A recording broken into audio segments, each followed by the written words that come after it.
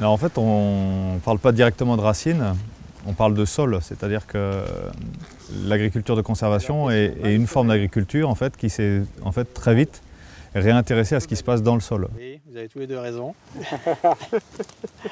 Ils sont hermaphrodites, ils sont mâles et femelles à la fois. Alors il y a 3 catégories de vers de terre. Souvent le sol est vu en fait, comme quelque chose en 2 dimensions, une surface.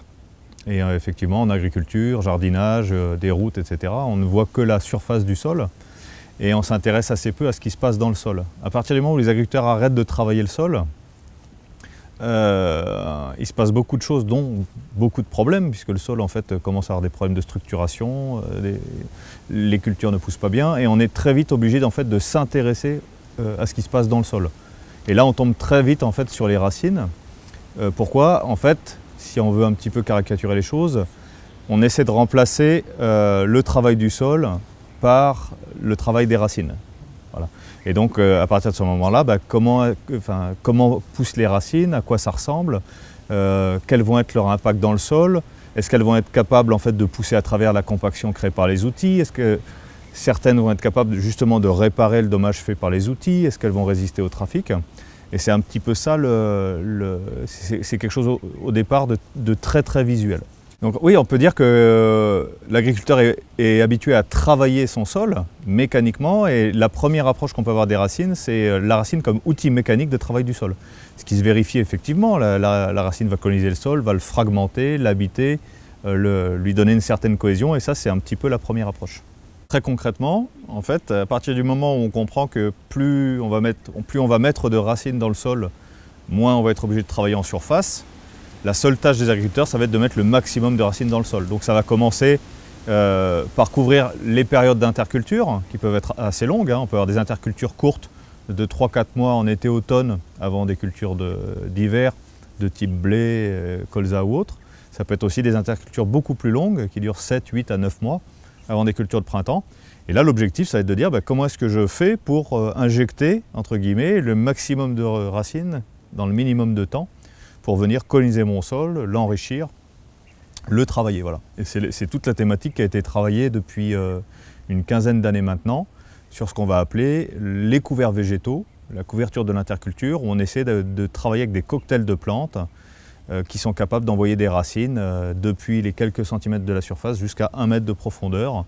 Objectif, coloniser ou recoloniser le sol pour le travail. Très pauvre, hein, mais tu vois tous les trous, et dans les trous il y a de la matière organique qui descend.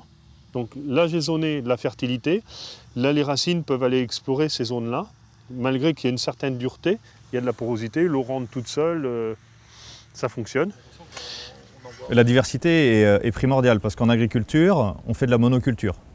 Alors même s'il y a de la rotation, quand on installe un blé va être relativement efficace sur les 10, 15, éventuellement 20 premiers centimètres de sol.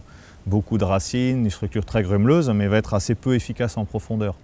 Donc le fait en fait en interculture de mettre des plantes avec des enracinements différents, voire des mélanges de plantes qui peuvent coloniser tous les horizons, c'est effectivement très intéressant. Autre exemple, le maïs, qui est un système racinaire qui peut être relativement performant, il est cultivé en rang écarté. De la même manière, dans l'un terrain, il ne va pas se passer grand-chose. Voilà. Et on retrouvera d'ailleurs la même chose en viticulture, en maraîchage, où ces notions d'écartement et de gestion d'occupation de l'espace dans l'interrang vont être aussi très importantes. On va travailler avec des cocktails de plantes en été, donc ils vont être semés juste après la moisson pour avoir en fait l'impact maximum. Et on va travailler avec des mélanges qui vont varier entre 4 à une dizaine d'espèces. Voilà, dans la famille des graminées, des composés, des légumineuses, plus quelques autres, voilà, pour couvrir le sol dessus et dessous. Après non plus, il n'y a pas de magie, c'est-à-dire que quand les sols ont des problèmes de structure, on ne va pas pouvoir le réparer en quelques mois avec des cocktails de plantes, on risque d'avoir les racines qui se bloquent à un certain niveau. Voilà. Donc après, en fonction de la texture des sols qu'on va avoir, soit on a des sols qui ont suffisamment d'argile pour retravailler un petit peu en été, et dans ce cas-là, en fait, les plantes vont effectivement pouvoir coloniser le sol en profondeur. Mais si on est sur des sables, des limons, un mélange un petit peu tout ça, le travail mécanique de réparation en fait, pour lever les problèmes de compaction est un prérequis avant de pouvoir travailler avec les plantes. Ou alors il faut travailler avec de la prairie, qu'il s'agisse de graminées, de légumineuses, mais c'est déjà, autre chose. À la base, l'agriculture de conservation en fait, a été faite pour lutter contre l'érosion. En fait, c'est la première chose qui revient, même avant la structure de sol et avant d'autres services dont on pourra parler. C'est qu'à partir du moment où un sol est couvert, même au minimum, il y avait, je crois, un graphe américain qui montrait qu'à partir du moment où le sol est couvert à 30% par une végétation ou des résidus, il n'est plus sujet au ruissellement et donc beaucoup moins à l'érosion. Voilà. Donc en fait, la première chose, c'est que dès qu'on ne travaille plus un sol et dès qu'on le maintient couvert, c'est comme dans une forêt ou une prairie, il n'y a pas d'érosion. Voilà, il n'y aura pas d'érosion. On pourra avoir d'autres problèmes, mais pas ça en tout cas. Dans des parcelles où il y a des problématiques extrêmement graves d'érosion, ces principes d'agriculture de conservation avec des cultures annuelles peut ne pas suffire. Et après, on peut combiner beaucoup d'autres techniques, qu'il s'agisse effectivement de l'introduction de ligneux dans le système. Ça peut être aussi en fait, de canaliser l'eau en fait, selon des chemins préférentiels. On pourrait l'apparenter à un système de drainage intelligent qui permet à l'eau de rentrer beaucoup plus en profondeur, plus rapidement, pour éviter d'entraîner la surface. On peut avoir aussi éventuellement du travail en terrasse, fascine. Voilà. Après, on peut cumuler plein de techniques. Mais la base du travail, c'est quand même d'éviter qu'un sol soit nu, soumis en fait à une élévation de température, à l'érosion hydrique et à l'érosion éolienne. Et ça, c'est la couverture et le non-travail du sol qui est un petit peu la base du système.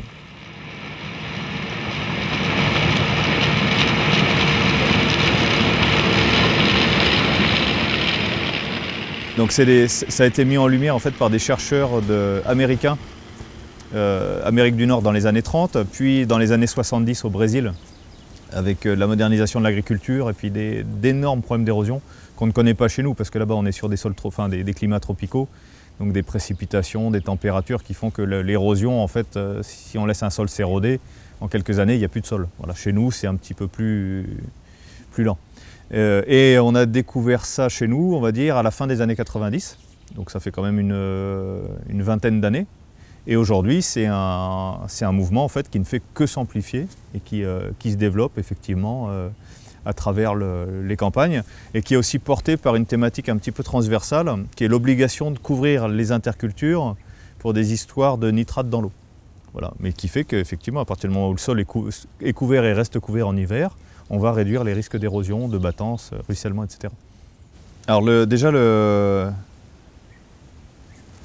carbone n'est pas raisonné du tout de la même manière. D'ailleurs, à la base, il n'est pas raisonné du tout, puisque c'est quelque chose d'intangible. Voilà. Donc on va dire que dans l'aspect racine, sol, c'est d'abord ce qui est visible et sans doute l'érosion, beaucoup de problèmes d'érosion.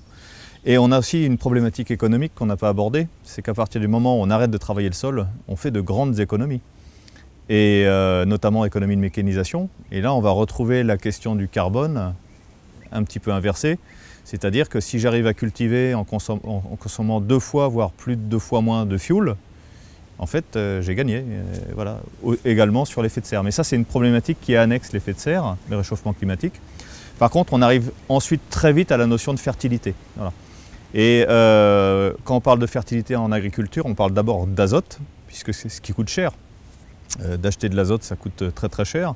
Et quand on se rend compte qu'en fait la problématique carbone et azote sont extrêmement liées, donc la thématique des cycles des éléments minéraux, le cycle de la photosynthèse, minéralisation, etc. Et là, on touche à un enjeu très très important du problème. Et le carbone n'est plus du tout vu en fait comme un élément à stocker, à préserver pour éviter le réchauffement climatique, mais il est plutôt vu comme le carburant de l'écosystème sol. Et là, c'est beaucoup plus intéressant en fait. C'est son aspect énergie, l'énergie qui est contenue dans la matière organique, qui va servir à travailler mécaniquement le sol en nourrissant l'activité biologique. Voilà. Et en fait, on renverse un petit peu la proposition, c'est plutôt l'économie du carbone qui est importante plutôt que les stocks. Voilà. On peut très bien stocker des tonnes de carbone dans un sol agricole, accumuler du carbone et donc faire des bilans très favorables au niveau climatique et avoir des sols qui ne fonctionnent plus du tout. Voilà, parce que l'essentiel en agriculture, en culture annuelle en tout cas, ça ne va pas être d'accumuler du carbone dans les sols. Alors ça va être quand même de retrouver un certain niveau de carbone puisqu'on en a déstocké beaucoup, mais dans un deuxième temps, c'est d'avoir un cycle du carbone qui fonctionne, qui soit ample et qui soit rapide. Voilà. Et c'est à cette condition-là qu'on pourra produire mieux, plus, avec beaucoup moins. La clé de la fertilité des sols repose sur la réintroduction des légumineuses qu'on va donc réintroduire en interculture. Et donc on va les combiner systématiquement en interculture avec d'autres plantes, effectivement pour stocker beaucoup d'azote, beaucoup de sucre, qui vont être un réservoir d'énergie pour l'activité biologique qui va pouvoir nourrir la culture qui suit. Voilà. Et on arrive à des résultats très très intéressants, puisqu'on arrive à produire en à peu près 3 mois, entre le mois d'août et le mois d'octobre, de 4 à 8 tonnes de matière sèche. Voilà. Et sachant qu'on va compter à peu près 30 kg d'azote pour les mélanges qui nous concernent, on va donc pouvoir produire entre 100 et 200, voire parfois 250 et un petit peu plus, kilogrammes d'azote par hectare, avec le carbone qui va avec. On a eu longtemps l'idée de la racine comme en fait un organe végétatif qui était là pour aspirer une solution du sol dans laquelle étaient dissoutes des éléments minéraux, etc., nourrir la plante, ancrer la plante. Et on s'aperçoit que c'est plus compliqué que ça et que le système racinaire aujourd'hui, en fait, est responsable de l'injection de l'énergie solaire qui a été transformée en sucre au niveau de l'appareil aérien, qui va être injectée dans le sol pour nourrir une activité biologique qui est la seule capable en fait, d'aller extraire la fraction minérale du sol dont ont besoin les plantes et en retour aller nourrir les plantes. Voilà. Et on se rend compte en agriculture que plus on va mettre en fait, de systèmes racinaires performants, nombreux, diversifiés, plus on va injecter d'énergie dans le sol, plus on va doper l'activité biologique et plus en retour en fait, on va avoir des productions abondantes et saines. Voilà.